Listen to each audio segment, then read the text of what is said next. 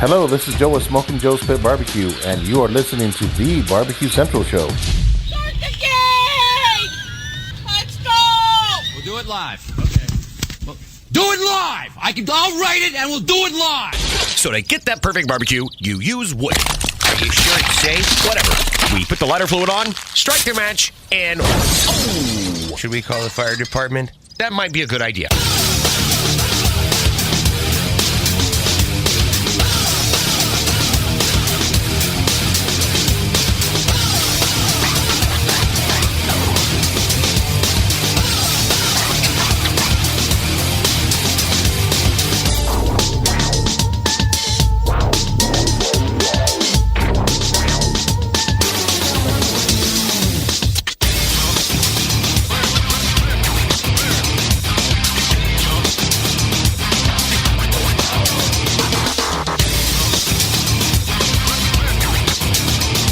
All right, good evening and welcome to the really big Barbecue Central Show. This is the show that talks about all things that are important to the world of barbecue and grilling.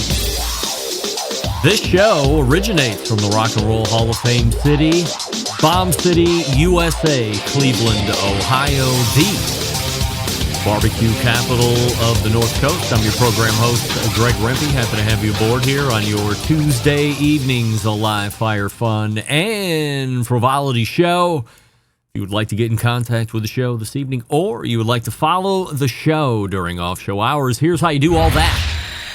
You can get in touch with the show by sending an email to Greg at thebbqcentralshow.com. Follow us on all the social media channels at BBQ Central Show. And be sure to subscribe to the show podcast feed on your favorite podcast platform. Anything else you want to find out about the show can be found at the main website, thebbqcentralshow.com. And here's what's happening in case you get the newsletter coming up in about 12 minutes from now.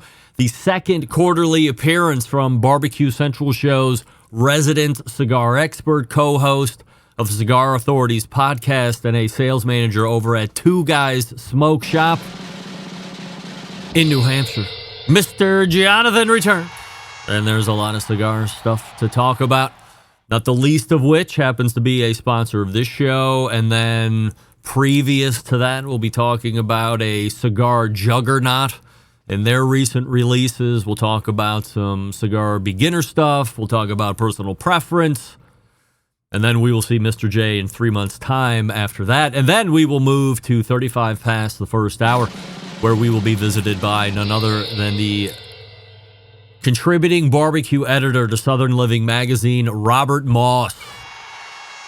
And the question on everybody's mind, and I'm not going to answer it here at the top, we call that a tease in the biz, is am I going to be forcing a fifth month of Michelin Star Guide nonsense down your throat? I'm not going to answer it one way or the other. Some of you are hoping against hope that I do. Some of you are praying to the Lord and Savior Jesus Christ himself that I will not, Andrew, you are not talk about the Michelin Star Guide stuff anymore.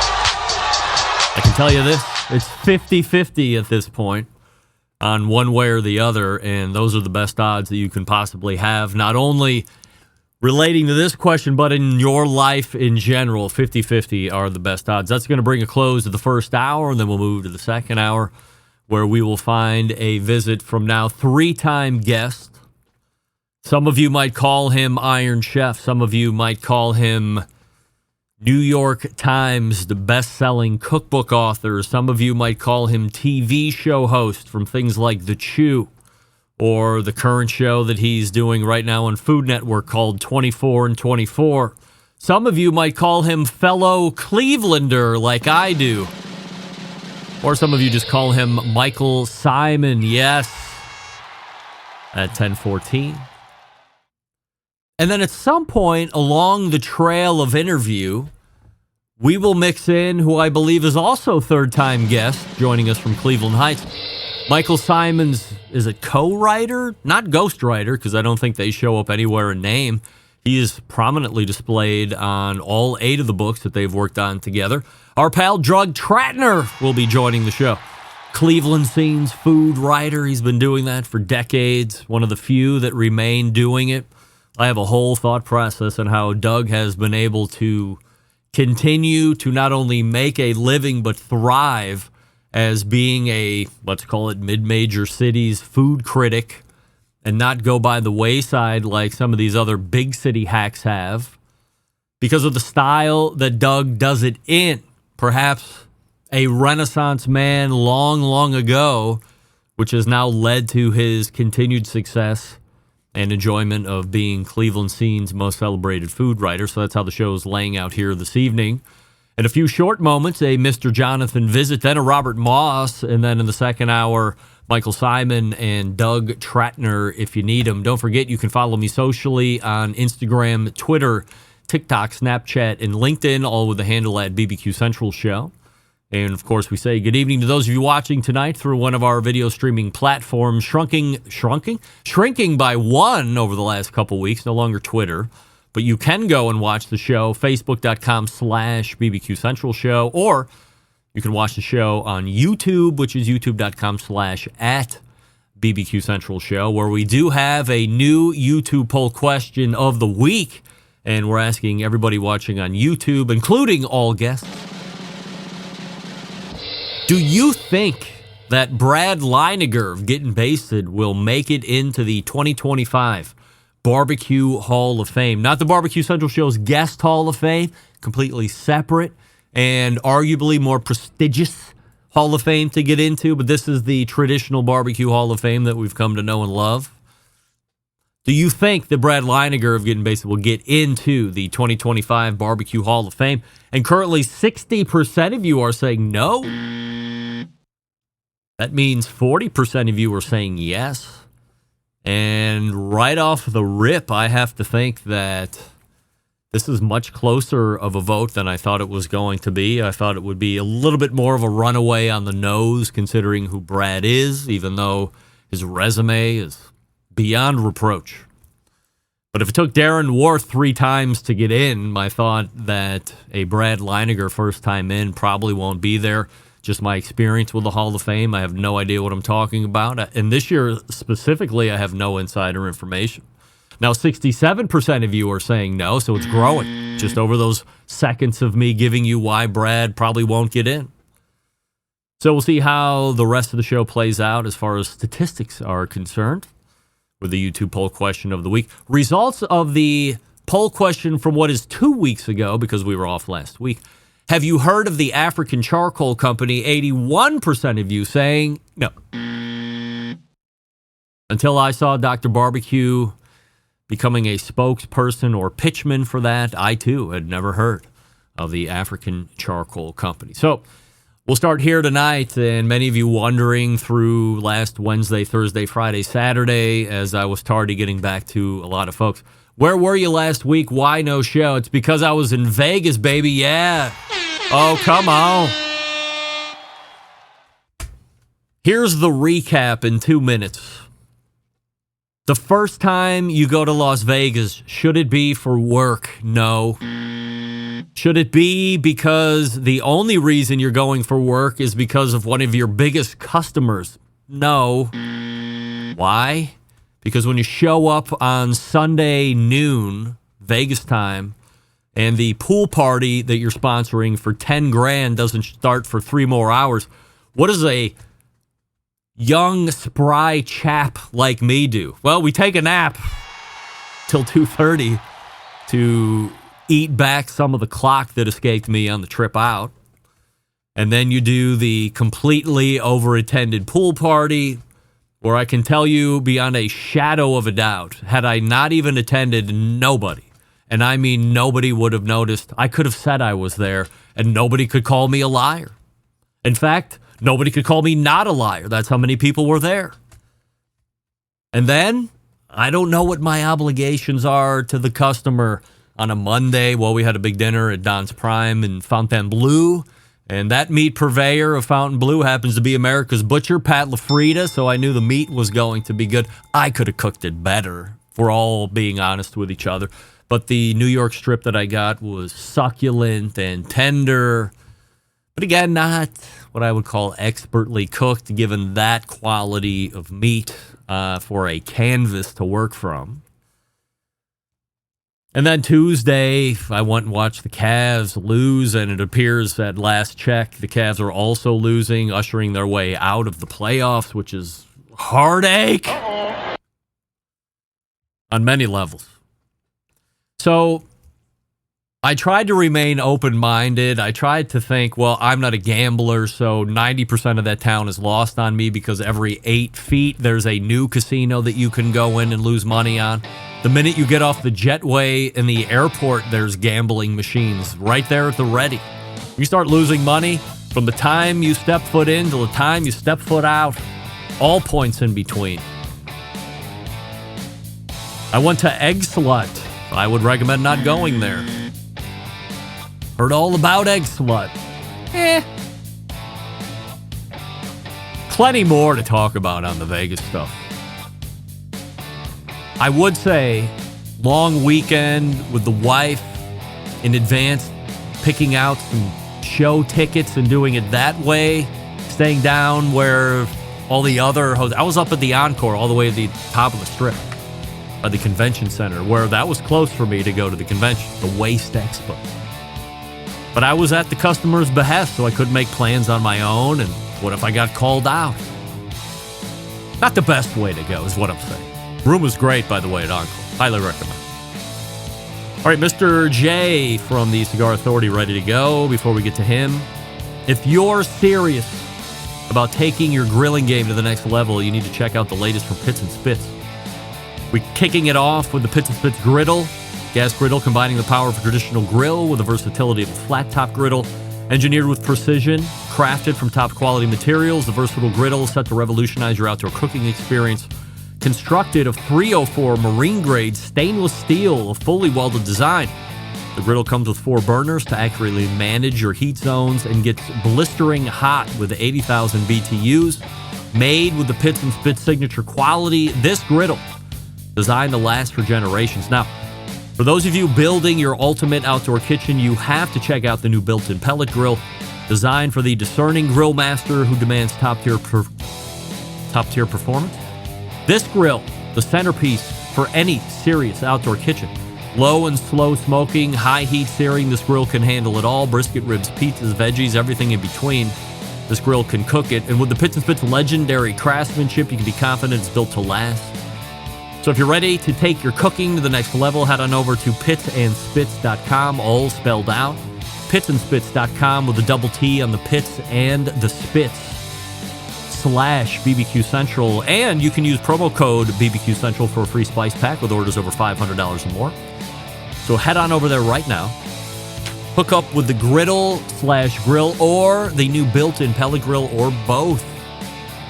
You're definitely over $500 at that point. Maybe they'll give you 2 spice packs. Why not? All right, the Cigar Talk next. Stick around. We'll be right back. You're listening to the Barbecue Central Show.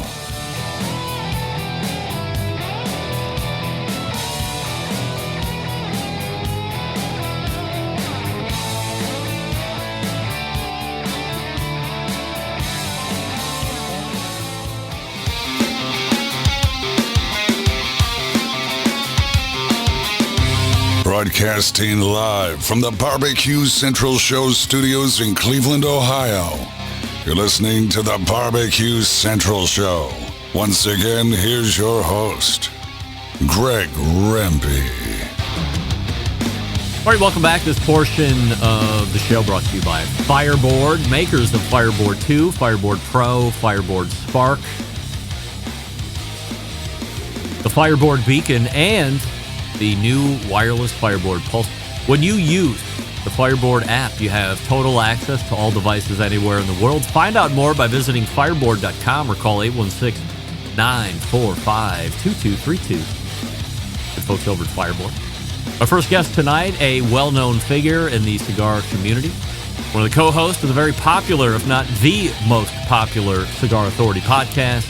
Making a second quarterly appearance here in 2025 to talk about the latest news and trends in the cigar industry. The Barbecue Central Show's very own official cigar expert. Mr. Jonathan joining us once again on the show. Mr. J, we have a YouTube poll question of the week that I'm sure you're hotly ready to answer. And we're asking everybody, including all guests, this question. Do you think that Brad Leiniger, pitmaster of Getting Basted, will make it into the 2025 Barbecue Hall of Fame? I believe that anybody that gets nominated deserves to go in. If you've gone through the process of people knowing you well enough, then yes, I believe he gets in. All right, we'll see how that goes. 56% of the YouTube voting public saying that they believe he will not get in. It was just 50-50 about 5 seconds ago, so we will see how that tracks through the rest of the evening here. All right, we'll start this segment like we start every segment because it's an ever-changing cavalcade of smoke availability. What's smoking well in the shop today, Mr. J? Man, I'll tell you, all things Perdomo, from his new Legacy, 30th anniversary, Garofalo Maduro, that's all under the Perdomo umbrella. You guys all know I'm a fan of the Aladino Corojo Reserve. It's firing on all cylinders right now. Everything HVC's putting out is killing it. And there's a brand new one, new kid.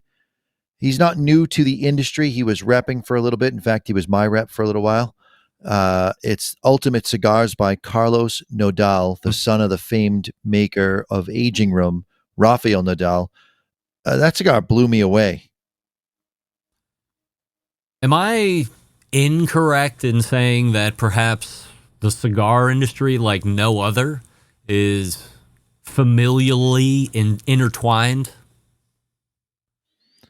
Yeah, it seems like it becomes a generational thing before you know it. You've got the Padrones on their second generation right now. Perdomo is on really their third generation in the tobacco industry, but second generation as far as being able to pass it from the first guy, Nick Perdomo, passing it to his son, Nicholas III. But deep roots in tobacco. The Nadals, like I mentioned, the list goes on and on. It seems like if you grow up with a parent or grandparent in the industry, once it gets its hooks in you, that's it. There's been a big push from one of the leading companies in the cigar world, the name we've mentioned just a couple times already, that being Perdomo. So not too long ago, they released a 30th anniversary brand, and then this past week, exclusively on the Cigar Authority show, live and then in podcast, they launched the Perdomo Legacy that you just mentioned. In essence, a son's tribute to his father. So let's start with the latter portion of that statement. How intense do you think this must have been from a journey standpoint for Nicholas Perdomo to make this cigar for his dad, Nick Perdomo? Well, it started off, he was on the panel for this cigar here, the Perdomo 30th. That was Arthur Kemper's baby, and he and Nicholas and a bunch of other people in the factory put this project together to pay tribute to the company's 30th anniversary in business. And that sort of was the start of Nicholas cutting his teeth as far as being a blender away from his dad. And then when he starts working on the Legacy, he was working on the Legacy during this whole time, but when he finalized the blend for the Legacy, utilizing tobaccos that they had experimented with and blends that had never been done before, along with box art that had never been done before. And I had a chance to hang out with him for 3 days, and you would think after hitting such an unbelievable home run, 500 boxes sold on the initial launch here, and there's more to come, and there's more cigars coming into the country. This could be the biggest thing that the cigar world has ever seen as far as a launch goes. Traditionally speaking, what would be a good launch outside of the one you saw last weekend? Like 150 boxes, 200 boxes? Yeah, that would be a really solid one. I think the record was held by the 30th with around 330 boxes sold in the first 3 days of it being out. That's a big number. And you have to imagine you're in a sea of brown when you're at a regular cigar store. And so why do the Perdomos decide they're going to launch the cigar with Two Guys Smoke Shop? Because we're going to be able to handle it correctly. We have the media platform laid out with the Cigar Authority. We have the ability to sell through our website, and we can move an awful lot of product in our retail stores. And that's becoming their model. When they release new stuff, they're keeping it to the better retailers because a launch like this needs the attention that it deserves. You would be willing to say that had there been no Cigar Authority, or if Two Guys Smoke Shop wasn't as robust and respected as it is in the industry, if it was just a new blend, we're going to release it, our reps will talk about it, would have not had anywhere near the success as we saw this past weekend. It would have taken 3 to 6 months to be able to have the amount of penetration into the market that it got. Perdomo Legacy Flavor Notes. If we're going to go try and seek it out, or if we're going to go to twoguyscigars.com, I'm not afraid to say it on this show. What are we looking at from a flavor standpoint? The new tobacco that they're working with is the shade grown. They grew it in Esteli. They combined 2 different wrappers, Cameroon from Cameroon, Africa, and Habano from Nicaragua. So with that hybridization, you get a little bit of a dry, nutty flavor with some sweet baking spice. The shade is a little sweet up front with some subtle baking spices in the back. And the Maduro is smooth with a little bit of a caramel and cocoa finish. All 3 are home runs, even the Connecticut. And those of you that listened to me on the show before know that I'm not a huge Connecticut fan because I find it to be bitter, but that they use the shade grown in Esteli as a binder, and it completely masks the bitterness that you normally would get from a shade grown wrapper. Is Perdomo a known shade grown tobacco grower? They don't grow shade grown like we think of it. So this is a new product where they're saying it's shade grown because they grew it under cheesecloth in Esteli. The sun is so strong in Esteli that even by reducing the sun's power by 40% using cheesecloth, between the sun and the soil, they still grew tobacco that after it was fermented, it looks like Maduro. And it has the flavor characteristics of a Maduro wrapper mixed with some sun grown. It's got a little hint of spice in there, but a lot of sweetness.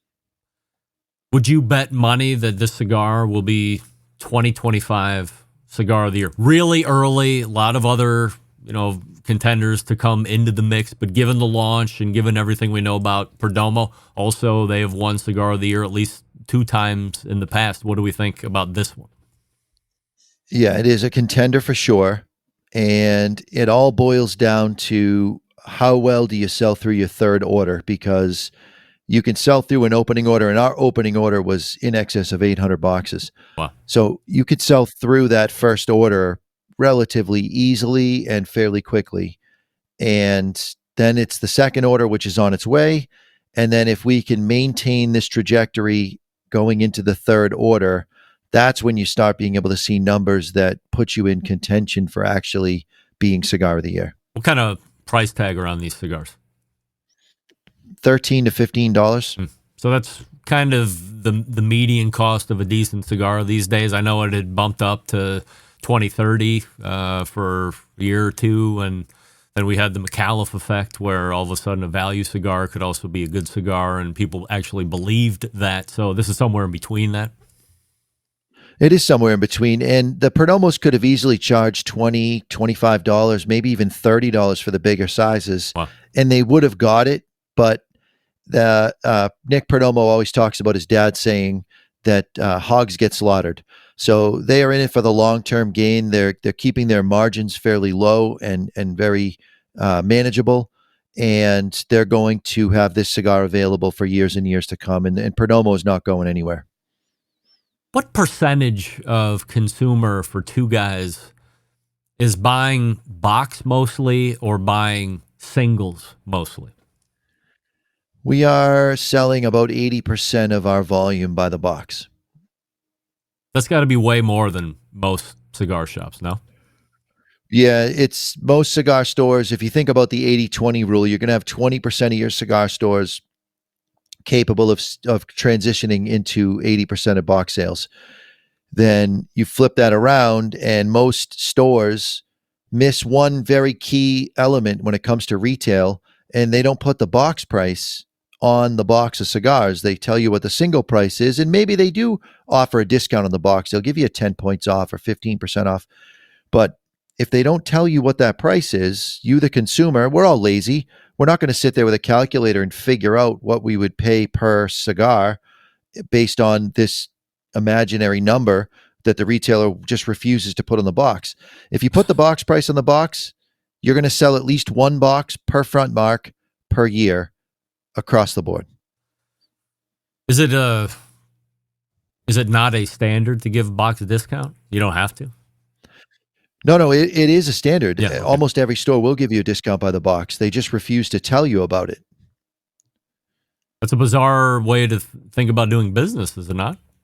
Like, you would want somebody to buy more than one if given the opportunity to do quick math through their eyeballs. Well, not only that, but if boxes of Perdomo are 24, or the small boxes are 12, those don't even count, but 24 or 30. If you've smoked a cigar 24 times, even if you didn't think it was the greatest cigar ever when you first started, by the time you get to the 24th cigar, you've acquired a taste for it. Much like the first time you had a sip of beer or the first time you had a scotch or red wine, you eventually acquire a taste for it. And now that's what you want. So it behooves you as a retailer to sell cigars by the box, because now you can get somebody on a brand, and you could take advantage of bigger discounts at trade shows and so forth. The other cigar that Perdomo launched, it's the current Cigar Authority's Cigar of the Year, was the 30th anniversary from Perdomo. You gave us a little backstory on how that came to be, how Nicholas was also kind of involved in that. But from a flavor standpoint, what should we be looking for on this one? This is a more refined blend than the other lines before. It's a little less peppery. There's a little bit less nicotine, but it's definitely Perdomo base notes. So if you love Perdomo, you're going to love it. But I find that even the guys that are on the fence about Perdomo, this is less Perdomo-y than the others. It's a little more refined, a little more upscale. I say that with love. So those guys that are on the periphery I'm seeing them start to gravitate toward the 30-year and put it in their rotation, along with the new legacy. Same idea. Between the two, 30th anniversary and legacy, which one fits your palate the best? The legacy for sure. That shade grown that they have is unbelievable. Right now, at this point in my career, I'm really chasing depth of flavor. How much flavor, how many transitions can I get for my dollar? And I'm kind of over the strong for the sake of being strong, or the one singular note throughout the cigar, even if I like that note. I want transitions and I want depth. And for the $13 to $15, the depth of flavor in the legacy, I think, is hands down. It's an industry leader at this point. If you take Placencia, for example, for $25, you get a lot of flavor transitions and you get a lot of depth of flavor, but it's $10 a cigar more. It's a great cigar, and I'm not poo-pooing it, but I could spend $10 less and grab a legacy. Given the aggressiveness that Perdomo has shown close of the year, beginning of this year, could we expect anything else from them 2025? Very, very unlikely. Yep. It takes them 3 years from start to finish, once they have the blend that they want, to be able to dial that blend in, get the cigars made, get the boxes made, the bands, the cliches, the follettas, all the artwork. That just takes time. And I know that they have stuff in the pipeline, but Nicholas is talking about 26 would be a miracle. We're looking at a new release from them in 27. Also recently launched, a sponsor of mine, if you can believe it, McAuliffe Cigars has released a new color to their color line of cigars. What can you tell us about it? That is a Mexican San Andreas wrapper over broadleaf binder. You've got Dominican, Mexican, and Nicaraguan fillers. For me, I put it in second place in the whole color series as far as the strength. It's second to black, in my opinion, then red, then blue. But there's some controversy over that because it seems to be hitting different people's palates differently. So you can't go by me. You're going to have to go out and get one and try it for yourself. I feel like we might have a very similar strength and flavor palette because when I have not had the purple yet, of course, but I find the black to be strongest and most robust when it comes to flavor. I find blue to be the least, and I just had a blue yesterday on the way to work in the mobile lounge, and it was great, but very underwhelming when it comes to amount of flavor and amount of strength. I find the red to be, I really love the black, but there must be something about that Habano wrapper that just grips my palate in a way that maybe I'm trending towards being a Habano wrapper guy because I've had other Habano cigars and they all kind of grip me in that positive fashion. It could be. I find that the red and the blue are the milder smokers transition into McAuliffe. So there's not a whole lot of nicotine, but for a milder cigar, there's plenty of flavor. When you're a more seasoned smoker and you're looking for a little more oomph, I think that the purple has the sweeter spectrum and then the black is more on the spice spectrum. And they're pretty close to each other as far as the actual nicotine strength. They're within a point of each other. If black is a 6, then purple's a 5 out of 10. So black is your favorite and then purple coming in a second. Yeah, I'll smoke 3 or 4 blacks to 1 purple. And then maybe once a quarter, I'll go for the red and the blue.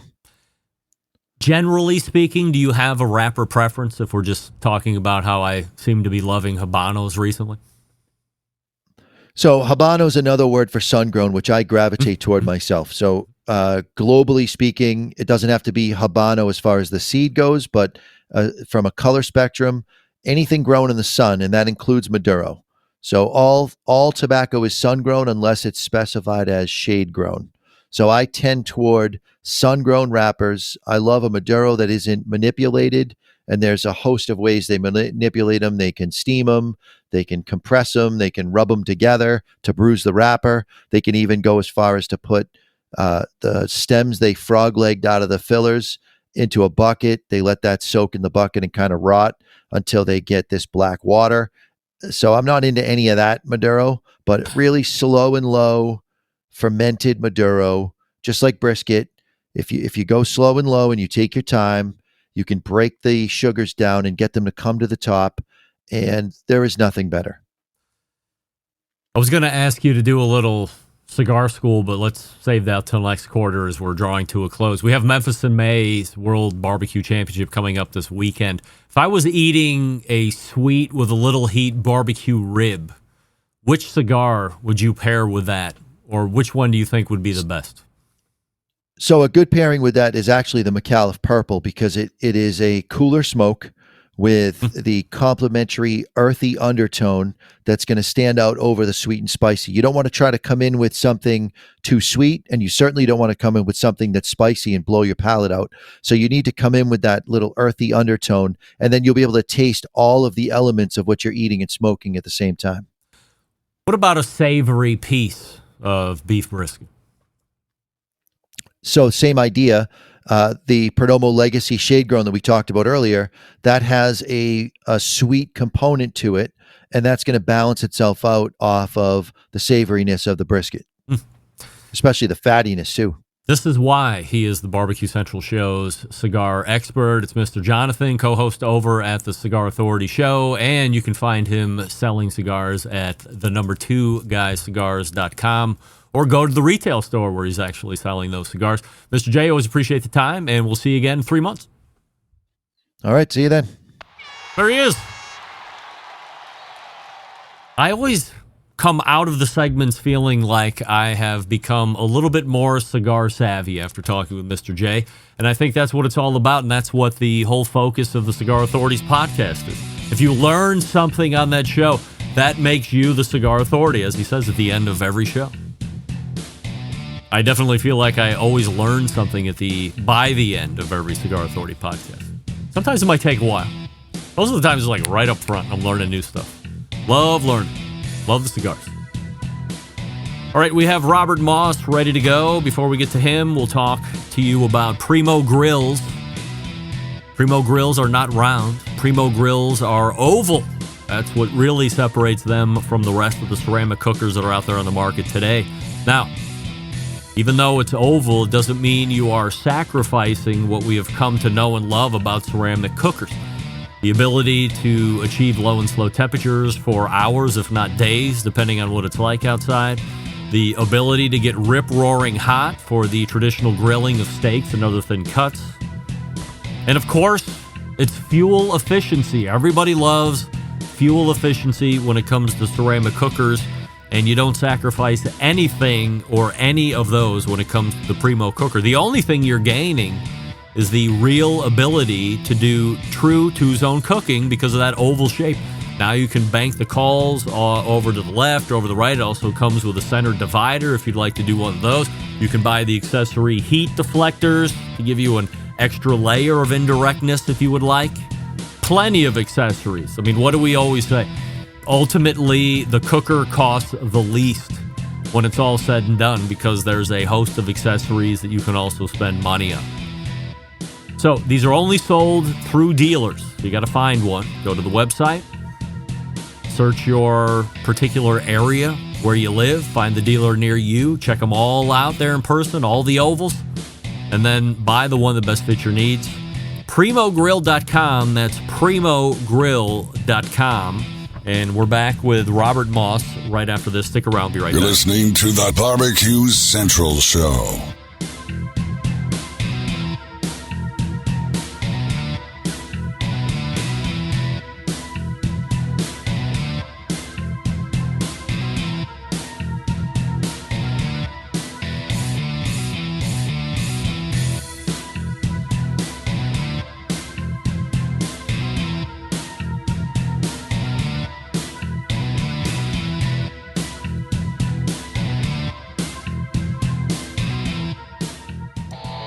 Howard Stern, Jim Rome, Dan Patrick, and Greg Rempe. The Mountain Rushmore of talk show entertainment. Now, let's get back to the Barbecue Central Show. And we thank Mr. Jonathan from the Cigar Authorities podcast and the number2guyscigars.com for joining us last segment during his quarterly cigar update. Looking forward to getting my hands on that purple cigar from McAuliffe, ASAFP. My next guest tonight is the contributing barbecue editor of Southern Living Magazine. 2023 Barbecue Central Show's guest Hall of Famer. We race to the hotline. And welcome back to our pal Robert Moss to the show. Robert, we welcome you back. And we have a YouTube poll question of the week that we're asking everybody. Love to get your opinion on it as well. Do you think Brad Leiniger from Getting Basted will make it into the 2025 Barbecue Hall of Fame? By all accounts, I think he's certainly worthy of it, but I predict that he will not make it this time around. I bet he'll be back next year. We are now at a stalemate of 50-50 on the YouTube poll. 50% saying yes, 50% saying no, and we'll see how that tracks. I'm with you, Robert. I am also a no at this point, but I have no insider information. I'll get to that more in the second hour. So, much to the delight of the listening/viewing audience, and while I could absolutely do another segment on Michelin Star Guide stuff because there's been new info that has been leached out since our last visit and some very in-depth reporting from a friend of mine who hung out with a Michelin Star Guide in Mexico last weekend, an evaluator. This portion of engagement farming is done. We will move ahead to the initial topic that we had planned all the way back in January of 2025, which is talking about classic barbecue side dishes and then digging into the history and evolution and regions and all that good stuff. So why not start with a potentially controversial side, slaw? What do we know about slaw? Well, I mean, quite a bit, actually. It is certainly, I think it's a very divisive side dish or just dish in general. Yep. I guess I'll start by saying, are you a slaw fan? Will you by itself? Will you put it on a sandwich? Forever. I looked at Slaw like, why the hell would anybody eat that? And then even after I had gotten into barbecue initially just through the backyard, didn't really know too much about it, didn't know you could potentially even put coleslaw on a pulled pork sandwich and have it be magic. I was at a barbecue shop one time. They said, do you want slaw on it? And I said, do I? And he said, you absolutely do if you've never had it before, and then you can really make an informed decision. I said, okay, well, whip it up. And I had it, and I don't think I've eaten a pulled pork sandwich without slaw on it since, and that's been 15 years ago. But before that, I was anti-slaw. Yeah, I'm with you. I'm a big fan of it. Some people don't like cabbage, so if you don't like cabbage, it's gonna be hard to like slaw. My favorite, Pat Martin of Martin's Barbecue Joint, when he was first opening up, he's from West Tennessee, and he's insistent that a proper barbecue sandwich has to have slaw on it. And he was literally considering charging 50 cents extra to get a sandwich without slaw at the restaurant. But the rest of his managers and everybody talked him down off that ledge. But I'm with him. If you don't have slaw on the sandwich, you're not doing it quite right.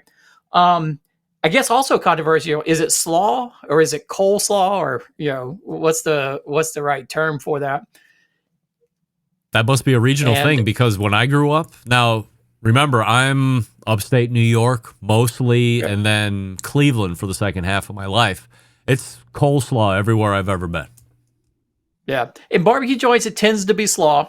Just by itself, but I think that's a shortening. What's interesting to me, at least, is the origin of slaw. It actually goes back. It's really both a Dutch and a German term, and it's actually a uniquely American term. It sort of originated in New York and Pennsylvania, where there's a lot of Dutch and then German settlers.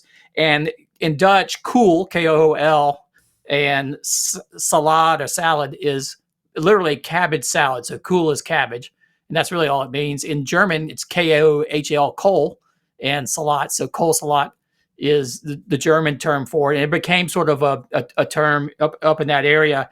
And really at that point, this is back in the 18th century, no mayonnaise or anything like that. It was really just a simple mix of grated cabbage with vinegar, dressed in vinegar. And that was Kohl salat, which came over to English, interestingly enough, not as coleslaw, but as cold slaw, as in the temperature, C-O-L-D. And you would actually see it spelled in the 19th century, cold slaw, well, through the whole century is the most common way of spelling it. It wasn't toward the end of the 19th century that people started saying K or C-O-L-E and getting it to where it is. So you'll see cold slaw all over the place. And it was really popular side dish in oyster houses and places like that. Really about the 1880s is when you start seeing it show up at barbecues. And we've talked in the past about how 19th century barbecues were big outdoor events.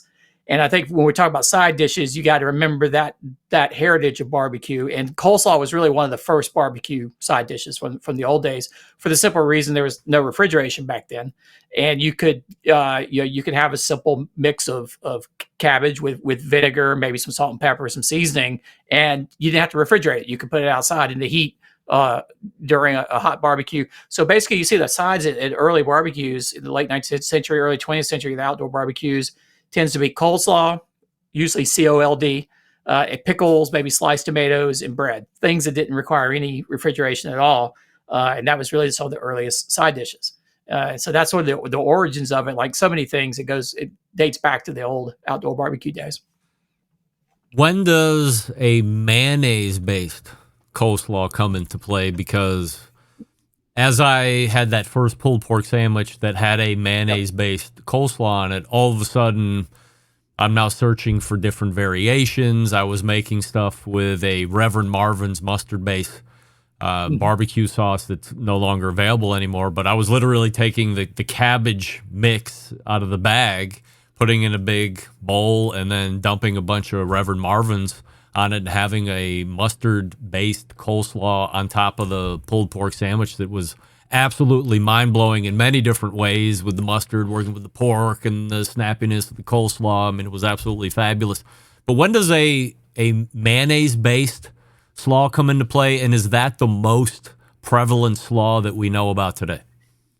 I'd say it probably is the most prevalent today. Like most things in the regionalization of barbecue, that's all came out of the restaurant era, which started in the early 20th century, and that's where all the regional variations came from that we see, in all the side dishes and everything else. So as far as I can tell, up until restaurants, pretty much coleslaw was vinegar, cabbage dressing vinegar, maybe some sugar, maybe some salt and pepper in there.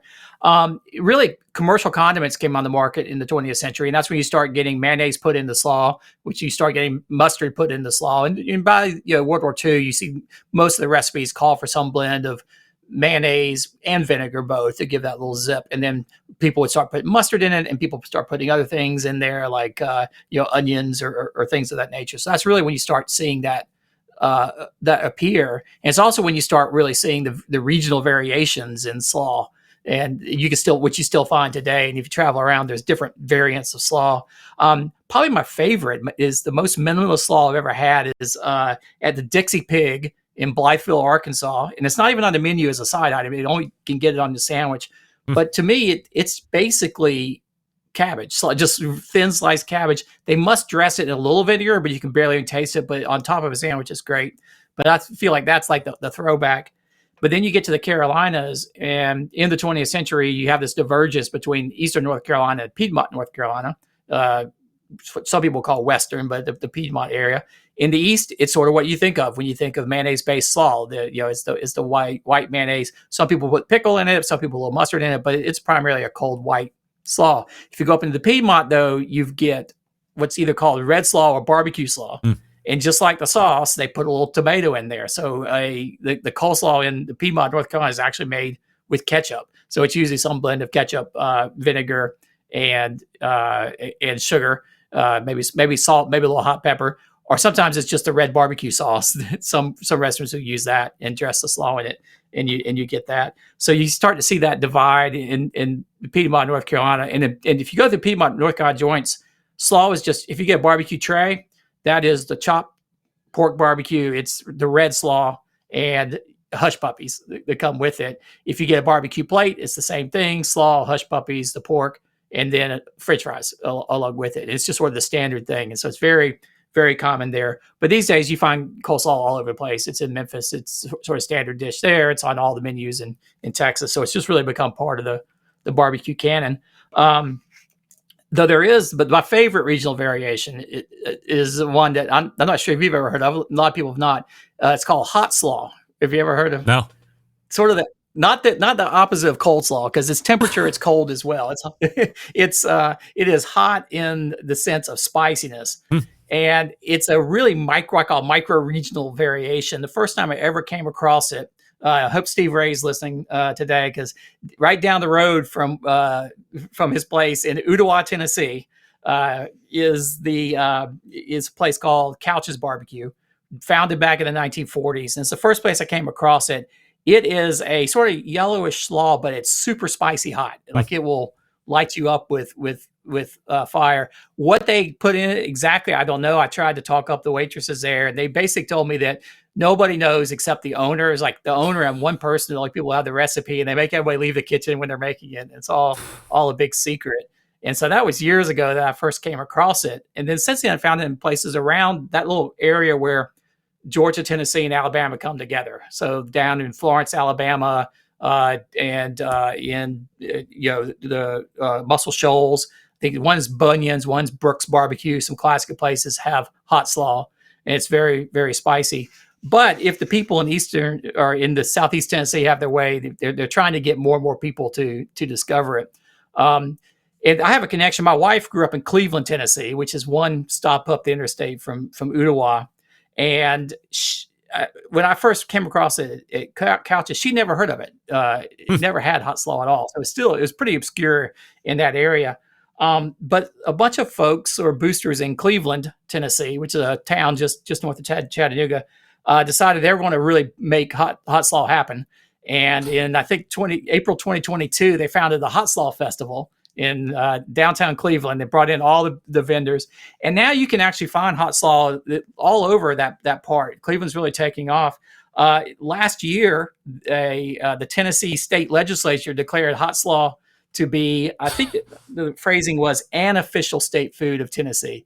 not the official state food of Tennessee, but an official state food of Tennessee. And that legislation was put through by the representative from Cleveland, Tennessee. So that they're trying to put hot slaw on the map. Everybody likes Tennessee or Nashville hot chicken, so maybe the hot slaw will be fast behind it. And if you put hot slaw on a hot chicken, you might really do some damage. Is that commercially produced, the hot slaw, around that area? Yeah, you can find it now, I think, in grocery stores. It was not 10 years ago, I'm pretty sure. I'd never seen it anywhere. The origins are disputed. Couches goes back to the 1940s. I don't know when they started serving it. The story that I think is told by the festival up there is that it was invented at the Starview Drive-In in Cleveland in the 1950s, serving it at the snack bar and hot dogs. So I've tried to trace it down through like newspapers and stuff. There's not really documentary evidence, so you have to sort of go by people's memories, but it did originate somewhere in that region back, probably around World War II, right as all the other regional variations of slaw were coming around. Have you been able to track down the original mayo-based coleslaw recipe? I ask only because it's a loaded question. What I find to be the most repulsive part of coleslaw is the overuse of the coleslaw dressing, people not realizing really a little goes a long way. I don't mind more crunch and less sauce. I think the blend of textures between a nice succulent pulled pork sandwich and the crispy top with a little bit of Marzetti, or if you make something homemade, whatever, never Milk or Whip, of course. I think those play really well together, but you go to any restaurant, KFC, reputedly is supposed to have a great coleslaw, but it's sitting in 3 inches of liquid, which I find to be ghastly. So is there an original recipe? I did find back in the 19th century, early 19th century, or actually well through the late part of the 19th century, most of the recipes are just coleslaw vinegar. That's very basic. But that would be my favorite, by the way. I love those. Yeah, it works great. Maybe some salt, maybe a little seasoning. Sure. But I found one with cream in it, so just not mayonnaise, but just like cream poured in there. What happened in the 19th century, late 19th century, is cream-based things, mayonnaise-based salads of all sorts. Think of the Waldorf salad and all that kind of stuff. Really took off and became very popular, and that's when you started getting more and more mayonnaise into the slaw recipe. I'd be curious. I like to go back. I hadn't thought to do it, but sort of trace the amount that each of these recipes call for, and see, does that increase over time? But I agree with you. The downfall, even if you like mayonnaise based coleslaw, is putting too much in it.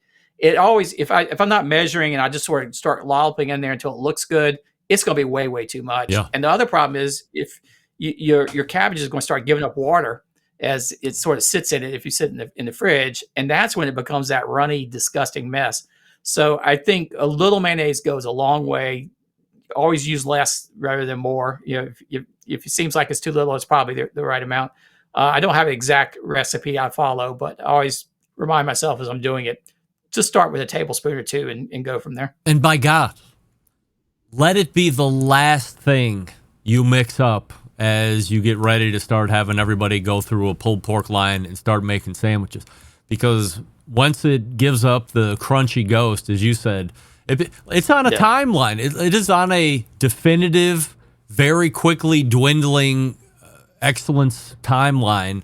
And once it turns, I'll make more fresh because I want to have everything that I want to have. Won't overdress it, but it's got to be the last thing, and then everybody's got to get after it, and then I'm not looking to make mass amounts because you just end up with cabbage soup, as you said. Yep. And you can grate the cabbage in advance and mix all the rest of it up separately, and then just right before you're ready to serve, mix it together. And then you don't get that, you don't want that sort of pale white pool at the bottom of your slaw bowl. That's always kind of gross.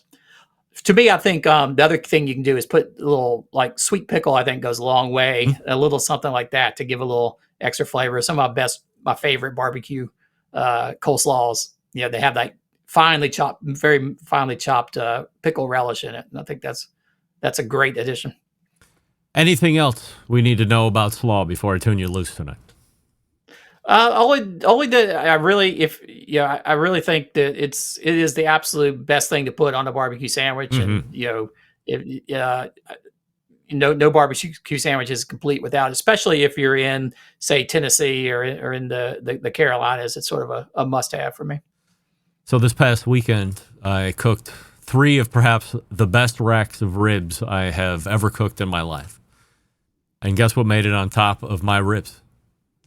Coleslaw. Big dollop of coleslaw. There you go. Great. I mean, it just goes so great with everything. I mean, obviously, we're not getting too far outside of the box. There was also pulled pork at the party, and they are pork ribs and pork and coleslaw going together. But just goes to show how great, when it's made well, how great this dish can, or the side dish can complement. It's a perfect complement. It has the crunch. If it's freshly made, you have the crunch of the cabbage, which is great. You get the coolness of the dressing, which sort of balances out whatever spice or sort of pungent things you have on the barbecue. I think it's just a perfect combination. Well, we have hit the one that most people love to have or love to hate, which is slaw, and we've done it in May, which I thought we would have been covering in January, but Michelin Star had other thoughts. Robert, always appreciate the time, and we'll cover a new topic next month. All right, sure thing. Thanks, Greg. You got it. Robert Moss right there. RobertFMoss.com, contributing barbecue editor to Southern Living Magazine, of course. Are you a slaw eater? That will be YouTube poll question of the week. Next week, are you a slaw eater? Now, am I going to remember that? Are you a slaw eater? Writing that down. Make sure I don't forget. I'll ask you right now before we put it up officially, are you a slaw eater? Man, oh man. I missed the boat for all those years of my life, all those decades of going, ew, that looks gross. Luckily, we get older and become more courageous. Especially on this show, we become courageous. Hey, did you know that Big Papa Smokers is celebrating 15 years in business? Yes, of course. Well, we can help both the Backyard Warrior and the Competition Pro bring home grand championships. Whether you're prepping for your next comp or just firing up the grill for spring or summer, Big Papa Smokers brings the award-winning rubs like Sweet Money, Competition Brisket and Steak, Cash Cow, Cattle Prod, just to name a few. They have bold flavors to take your barbecue to the next level, and for limited time, they brought back a fan favorite, Cucaracha. This extra kick that you have been craving will take your food to the next level. Barbecue Central Show listeners, this one's for you. Use promo code BBQ Central 25. That's BBQ Central 25 at checkout for free shipping. What? Free shipping? Yes. That'll save you a whole bunch, especially if you stock up. So take notes. Sweet Money Hot, the Brisket and Steak Rub, Cash Cow definitely, Happy Ending Rub, don't miss out, especially on pulled pork and ribs. Also Desert Gold. Also Hallelujah Jalapeno, I believe is what it's called. So nice. They're all so good. Oh my God, you can't go wrong. He's doing it really great out there. Visit BigPapaSmokers.com. Some exclusions apply. BBQ Central 25 for free ground shipping. Free ground shipping. Be there in 2 days or less, depending on where you're at on the UPS logistics module. Back to wrap the first hour right after this. Stick around. We'll be right back.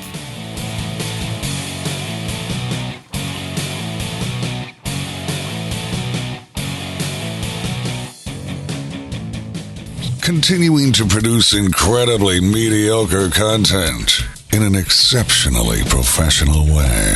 You're listening and watching the Barbecue Central Show. Once again, here's your host, Greg Rempe. And we thank our pal Robert Moss for joining us last segment. RobertFMoss.com, his website, if you'd like to check him out there. You can also follow him on some of the social medias. Not overly active. I'm sure if you reached out, he'd be happy to help. All right, so if you missed the first hour, don't worry. We'll talk about a recap here at the top. We'll talk about how you can listen to the first hour tomorrow.